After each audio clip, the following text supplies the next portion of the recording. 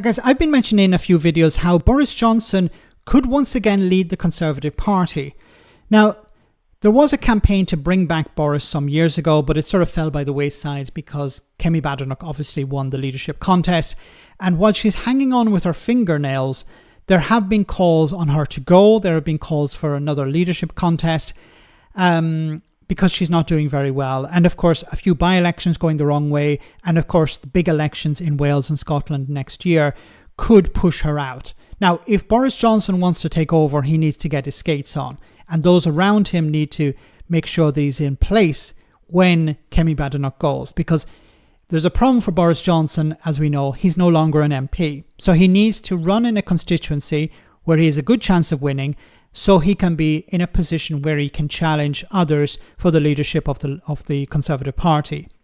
Now, I've been looking around for some constituencies and I couldn't really find anything definite. But John Thornburn here says on Facebook, thanks to John for this comment, he'd easily win in Sunak's constituency. They just need to convince Sunak to step aside. Now, of course, Rishi Sunak was the former Prime Minister, the leader of the Conservative Party. He, as I said at the time, would be saddled with failure, and he has gone somewhat into the shadows. We haven't heard very much from Rishi Sunak over the last number of months, over the last 12 months actually. He's been vocal on some issues in the House of Commons, but it's been quite sporadic. But it seems to be the case that his constituency, if he's willing to step aside, could be a place for Boris Johnson to step in. Now, I don't know the relationship that Boris Johnson has with Rishi Sunak. I don't know what could convince Rishi Sunak to step aside, but let's have a look at his constituent. Now, it's important to remember that Rishi Sunak straddled two constituencies because in 2019 he won his seat in Richmond Yorks, which with a majority of 27,000. That was a pretty big majority back in 2019. And of course, that was the high point for the Conservatives. But last year, his constituency changed. And in 2024, he won the seat again, obviously, but with a much smaller majority, you can see here, of just 12,000. Now, could Rishi Sunak be convinced to step aside for Boris Johnson? I don't know. I don't know the relationship between the two men. I don't know what the Conservatives could offer Rishi Sunak. Maybe they could say, look, if we get back into power, we'll give you a seat in the House of Lords. Maybe that's possible. Rishi Sunak is somebody who's liked in the Conservative Party, but there's no chance that he would lead it once again.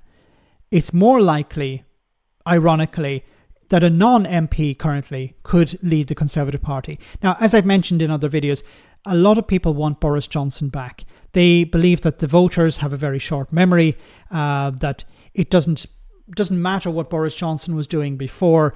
They would be happy to see him back in power, leading the Conservative Party, because they believe he's the only one who can really challenge Nigel Farage. But Boris Johnson, of course, is a double-edged sword. Boris Johnson is extremely lazy. Boris Johnson is a narcissist. And it would be a lot to convince him to take such a risk. There would have to be a lot on the table for him. Because Boris Johnson doesn't like the idea of being the leader of the opposition. Boris Johnson wants to be Prime Minister. And I think even Johnson would understand that even if he did lead the Conservatives and win back some support, it's unlikely that the Tories will be in power once again, not for the foreseeable future.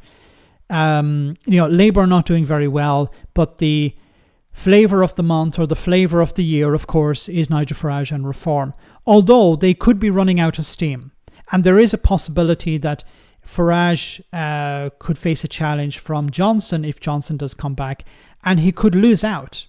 They could really split the right-wing vote. You could see people coming back to the Conservative Party, and this would be extremely embarrassing for Nigel Farage, because he sold the idea of, we're winning over all these Tories, we're winning over Labour councillors, they're all coming to us, or a lot of them are coming to us.